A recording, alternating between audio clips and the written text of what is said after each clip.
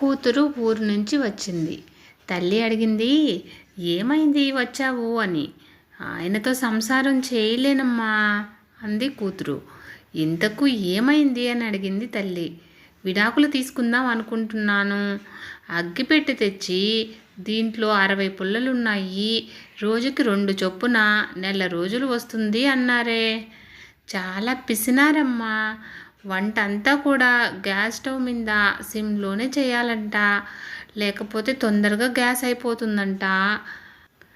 తల్లి అంది, ఏమే వాడు అందగాడు, పెద్ద జీతగాడు అని నువ్వే అన్నావు. నా మాట వినలేదు. విడాకులు మంచిది కాదు. మిగతా అలవాట్లు ఏమీ లేవు. చాలా పొదుపరి. వాళ్ళ అమ్మా నాన్న చాలా మంచివాళ్ళు, మంచి ఆస్తిపరులు. వాణ్ణి దారిలోకి తెచ్చుకో. స్నానం చేసి భోంచేసి సాయంత్రం బస్కి వెళ్ళిపో అంది తల్లి.